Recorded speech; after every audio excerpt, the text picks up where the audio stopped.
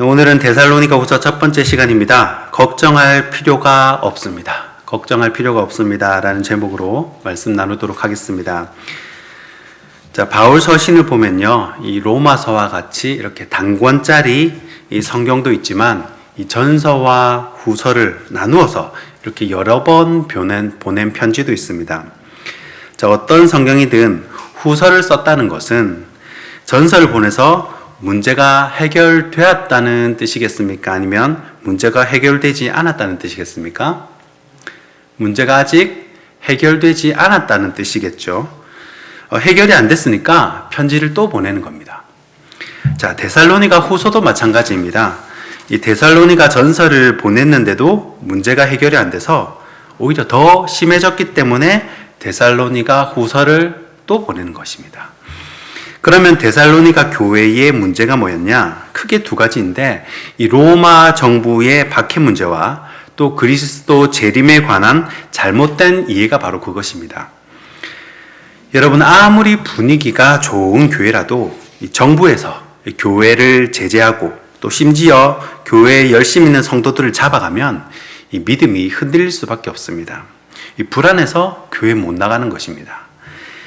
또 하나는 재림에 관한 오해인데 이 누군지를 모르지만 사도 바울이 그랬다더라 하면서 이상한 소문을 내는 겁니다. 그게 무슨 소문이냐면 예수님이 이미 오셨다는 겁니다. 그래서 집사님, 이 바울 사도님이 그러시던데 예수님이 지난달에 오셨대요. 그래요? 왜 우리는 몰랐죠? 그러게요. 우리는 버림받았나 봐요. 그러면서 불안을 조장하는 겁니다. 구원받지 못하고 남겨졌기 때문에 이 로마 정부의 박해를 받는다고 그렇게 생각을 한 거죠. 그래서 사도 바울이 데살로니가 후서를 쓴 겁니다. 자, 1장에서는 박해에도 불구하고 소망을 가져야 한다라는 내용을 넣었고요. 또 2장에는 다가올 주의 날에 대한 설명, 그러니까 재림에 관한 오해를 푸는 겁니다. 그리고 3장에는 게으른 자들에 대한 권면으로 이루어져 있습니다. 자, 서신의 전체적인 분위기는 사도 바울의 차분함이 느껴집니다. 괜찮다는 거예요. 걱정할 필요가 없다는 것입니다. 그래서 믿음의 선배들, 신앙의 어른들을 만나보면요, 항상 사람을 이렇게 안정시켜 줍니다.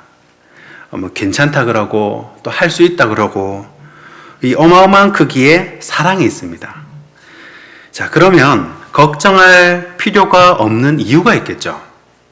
자, 그 이유를 오늘 말씀을 통해 찾아보면서 위로를 얻는 시간이 되기를 바랍니다. 자, 걱정할 필요가 없는 이유. 첫 번째는 하나님이 택하셨기 때문입니다. 오늘 본문 13절 말씀입니다. 주께서 사랑하시는 형제들아, 우리가 항상 너희에 관하여 마땅히 하나님께 감사할 것은 하나님이 처음부터 너희를 택하사 성령의 거룩하게 하심과 진리를 믿음으로 구원을 받게 하심이니. 아멘. 자, 요거를 쉬운 성경으로 한 번 더 읽어드리겠습니다. 잘 들어보십시오. 사랑하는 형제들아, 주님은 여러분을 사랑하십니다. 하나님께서는 이 세상 맨 처음부터 여러분이 구원받도록 선택해 놓으셨습니다. 그러므로 우리는 하나님께 늘 감사드려야 할 것입니다. 거룩하게 하시는 성령과 진리 안에 있는 믿음으로 여러분은 구원받았고. 아멘. 자, 지금 데살로니가 교회 성도들이 불안해하는 이유 중 하나가 바로 예수님이 이미 재림을 하셨는데 나는 들림받지 못하고 이 땅에 남겨져서 이 로마의 박해를 받고 있다고 그렇게 생각하는 거예요. 그러니까 불안한 겁니다. 구원받지 못했다는 불안이 있는 거예요. 자, 그런데 사도 바울이 뭐라고 합니까? 이미 처음부터 여러분들을 선택하셔서 구원을 하셨다는 거예요. 저와 여러분도 이미 하나님께서 선택하시고 또 이 자리에 있게 하신 줄 믿으시기 바랍니다. 하나님은 이미 데살로니가 교회 성도들을 선택하셨다는 거예요. 자, 이때 데살로니가 교회 성도들이 이 사도 바울의 그 말 한마디에 이 마음이 다 녹아내리는 겁니다. 그동안의 불안, 원망, 억울함 이런 것들이 이 사도 바울의 그 위로의 말 한마디에 다 녹아내리고 구원의 확신을 갖게 되었다는 것입니다. 자, 우리도 교회 안에서 이런 역할을 감당해야 합니다. 자꾸 불안한 얘기, 화를 돋구는 이야기, 자신감을 꺾는 이야기, 이런 얘기는요, 이 사도 바울 서신들을 보면 거짓 교사들이 하는 이야기입니다. 사도 바울처럼 구원의 확신을 심어주고 이 용기를 북돋아주고 새 힘을 주는 그런 자리에 저와 여러분이 있어야 할 줄 믿습니다. 또 그것이 사실입니다. 하나님 이미 우리를 택하셔서 하나님의 자녀로 삼으셨습니다. 그 믿음을 이 사단이 흔드는 겁니다. 걱정하지 말고 그 믿음 안에서 평안을 누리는 저와 여러분이 되기를 소원합니다. 걱정할 필요가 없는 이유 두 번째는 모델이 있기 때문입니다. 본문 15절 말씀입니다. 그러므로 형제들아 굳건하게 서서 말로나 우리의 편지로 가르침을 받은 전통을 지키라. 자, 이것도 쉬운 성경을 다시 한번 봉독해 드리겠습니다. 잘 한번 들어보십시오. 그러므로 형제 여러분, 믿음 위에 굳게 서서 우리가 말과 편지로 전했던 복음을 계속 간직하기 바랍니다. 아멘. 자, 박해와 선택받지 못했다는 불안감에 쌓여있는 데살로니가 교회 성도들에게 이 사도 바울은 믿음 위에 굳게 서서 우리가 전했던 글이나 이 말로 전해줬던 그 전통, 그러니까 복음을 말하는 거죠. 복음을 잘 간직하라고 권면을 합니다. 자, 사도 바울이 이 말을 할 수 있는 전제 조건이 뭐냐면, 사도 바울이 먼저 이 전통, 이 복음에서 떠나지 않고 잘 지켜내었다는 것이 바로 전제 조건이 됩니다. 실제로 사도 바울은요, 강도의 위험, 칼의 위험, 물의 위험뿐만 아니라 돌에 맞고 태장에 맞고 여러 가지 고난이 있었음에도 불구하고 그 복음을 잘 간직하고 믿음에서 떠나지 않았습니다. 이 믿음의 모델이 있다는 것이요, 얼마나 힘이 되는지 모릅니다. 예수님이 먼저 십자가의 본을 보여주셨기 때문에 우리도 십자가의 본을 받을 수가 있는 겁니다. 예수님이 십자가를 거절하셨다면 예수님도 거절하셨는데 그러면서 믿음이 흔들리겠죠. 이 사랑의 원자탄으로 애양원을 세워 한센병 환자를 돌보시고 이 원수를 양자 삼으신 이런 손양은 목사님과 같은 분, 그리고 평생 24평 옥탑방 외에 아무 소유 없이 자비로 가난한 사람들을 치료해준 이 바보 의사 장기려 박사님 같은 분, 이런 분들이 믿음의 모델이 되어주셨기 때문에 후세들도 그걸 보고 배우는 겁니다. 이 힘이 되는 거예요. 우리 교회도 이 이름 없이 빚도 없이 이 가난하고 힘든 사람을 돕고 또 늘 기도하고 예배 자리를 사모하고 섬기고 베푸는 삶을 사시는 이 믿음의 모델이 되시는 성도분들이 많이 계십니다. 그분들을 통해 다른 성도들도 이 귀감이 되고요. 무엇보다도 하나님께서 너무너무 기뻐하신다는 거예요. 이 향나무가 아무리 감춘다고 향이 이렇게 풍겨나거든요. 소문이 난다고요. 이 믿음의 후배들이 늘 여러분들을 보고 모델을 삼고 또 힘을 얻는다는 것을 기억하시면서 끝까지 선한 일에 손을 놓지 않는 저와 여러분이 되기를 소원합니다.